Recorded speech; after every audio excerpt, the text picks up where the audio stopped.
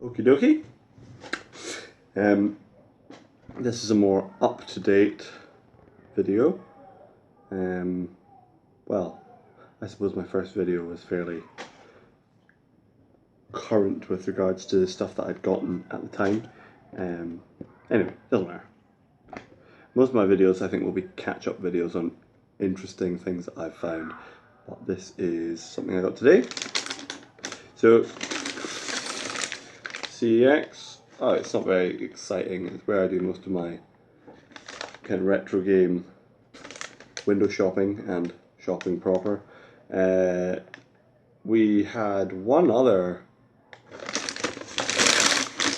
good shop for looking for that kind of thing in Glasgow, and it's just closed. It was called G-Force. The guy who worked there, and I think he was one of the owners or the people who ran it, said it might be turning up again in another guise, but yeah, I don't really know. He didn't elaborate on that. So yeah, not very exciting in terms of, it's not boutique, it's not, if you know the people that work in there, it's by pure accident. They could be here one day, gone the next. But that's what I've got to play with in Glasgow at the moment. And yeah, I went in. I had actually a voucher, which is handy for me this week. Save me from spending rent and food money on this. Anyway, I had a voucher which I'd gotten from trading in some of the controllers and duplicate games that I showed in the first video, the N64 games. I had toyed with the idea of keeping N64 controllers as spares in case, well, maybe to have a variety of colours and rare colours.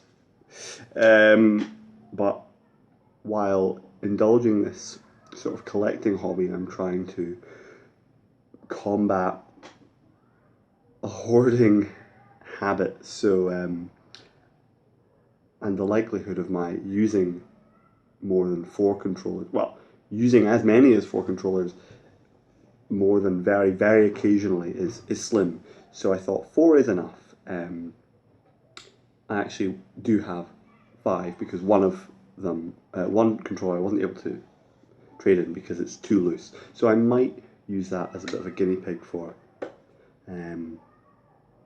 restoring a controller. It's not something I have an intrinsic interest in, but it might be. I might be surprised by how fun or interesting I find it. Anyway, yeah. So I had a voucher. I had done a scan of the shop. I was on the phone and I got very distracted because I hadn't noticed these games on my way around the shop the first time. I was quite excited. First of all, I saw Vagrant Story. It is a game that I think is well known, but I don't know how well played it is. I certainly have never played through it. Made by the same people as Final Fantasy, obviously made around the same time as the kind of classic PlayStation Final Fantasy 7 through 9. But a very different kind of game. You can see by the kind of nice play of the light on the case that the case is in pretty poor condition, which I don't like. So I think I will. And it's got this pen mark. I mean, that doesn't bother me so much. There's almost something interesting about that, but and that's really common. But I wonder if it can be cleaned as well. But the cracks are pretty ugly, so I don't know. I might try and replace that somehow. I played it a bit. I played it on an emulator maybe 2-3 years ago. I was surprised by how sort of dungeon based it was. I never got through what it seemed as if I had not gotten through the first dungeon, and I was expecting to emerge into a village or town scenario where we'll be able to do shopping and sort of fetch quests and the like. The sort of thing that kind of does break up the monotony counterintuitively of the gameplay proper, the battling. But that didn't happen, and I found the gameplay a little bit unintuitive as well. So playing it in the way I was, I didn't persevere with it. But I think having the actual game and dedicating some time to it, I might. I'm not playing on an emulator with which I've had mixed success.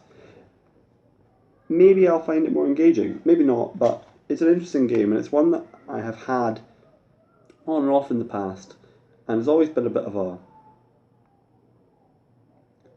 game that I've sort of played and I've always been intrigued by because of the really nice cover art.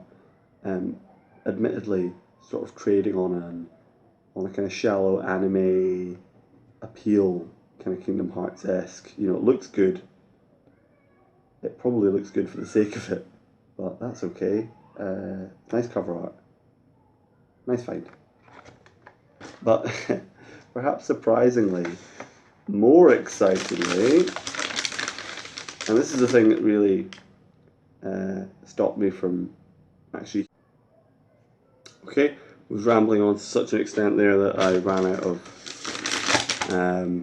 space even on the external. Anyway, as I was saying, yeah, I was on the phone when I saw this, and yeah, surprisingly perhaps I found this even more exciting than the first find, and I really wasn't listening to what my friend was saying and got off the phone quickly to buy it. Digimon World. I don't know.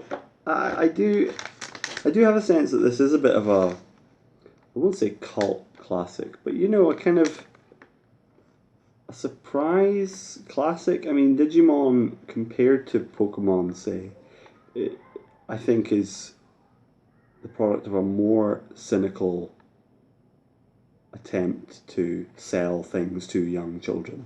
I think it started as a Tamagotchi thing, and then it also happened to be a card game, a cartoon, and video games, but not for any. You know, I think even from the Tamagotchi thing, that's more of a toy kind of marketing thing, and it's quite, you know, very much trading on other things, popularity and marketability. So I don't know a lot about that sort of thing, but Digimon I think is on a surface level a bit of a cash in, a bit of a kind of a rip off. Even I don't really think it's as obvious a rip off of Pokemon as it is, you know, something other things. But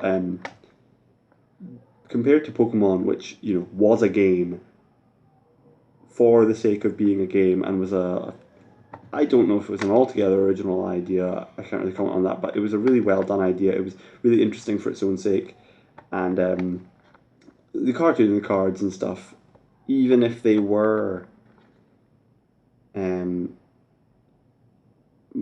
most obviously attempts to cash in on the popularity of the game and the franchise, they kind of still, each of these things has a good reputation in the whatever, yeah, in the culture and the public consciousness. But all the same, this is a game I had. I don't know if it was really new at the time, but it's a really weird game. There's something very uncanny about it. It's the kind of the scenario you play a boy who has been, you know, warped into the Digimon dimension. I'm reading this off the back to some extent, actually. I mean, that's not curious, interesting, but coupling that with, I mean, it's mainly the details. It was from, you know, from that time period when there was loads of games with pre-rendered backgrounds and 3D models sort of superimposed onto it, which is a bit like having a photographic stage and little kind of figurines in front of it, you know, a little sort of mock play and stage, which was obviously done for technological reasons. You know, you get these photorealistic backgrounds, and in order to have things moving, you sort of treat them a bit differently. But it has a really unique look, and it just looks odd. It doesn't look quite right, and I think that's one of the things that's really interesting about it. And in the game itself, there's loads of really incongruous elements anyway, you know, deliberately incongruous elements. The grass on the ground is worn away to reveal, like, circuit boards and that kind of thing. Really uncanny elements, which coupled with the way the game looks incidentally, just gives it a really... Okay, for God's sake, right. Where was I? Yeah, it's really weird feeling game, and not only those elements, but it was pretty poorly translated. So the strange kind of silly concept, the dated, but I suppose nostalgic, pleasingly dated looking graphics, but not just dated, but not just old looking, but from a very specific time period. It looks nothing like games older than it, or you know, um, it's everything about it just feels slightly odd, and it's quite a unique game to play in that way. The gameplay is very, I mean, it's probably worse than an ordinary RPG in pretty much every way. You don't really control the uh, the actors as such in battle. You kind of give them indirect commands, and they go about their business. But it's a game I played a lot. I did eventually complete it when I replayed it again on an emulator again, with limited success. One emulator did one thing and another did the other, and neither was quite a complete experience. I had to kind of jump between them, like copying over memory card files and that sort of thing, which I'm not really computer literate enough to do, but somehow I pulled it off. I don't know. Anyway, yeah, weird game, but kind of one of my favorites, and one that I've returned to, and has a kind of unique aesthetic appeal for me. Yeah, and I was really excited to find it. It's not super valuable or anything like that, but same with Vagrant Story. I don't really think these are the sorts of games that turn up all the time. Um, they're not rare as such. They're not valuable as such. But I mean, this is it's like £25, which is like kind of close-ish to what it would have been at the time. So it's obviously in circulation, but kind of desirable. There's probably other people out there who feel just the same way about it as I do. And this, it's a well-known title. Um, these would sell, but I've not seen them come up before since I've been looking for this sort of thing. And it was great to find them both at the same time. And I had that gift voucher to use on them. Yeah, bit of a piecemeal video because of my lack of storage space. But yeah, there you go.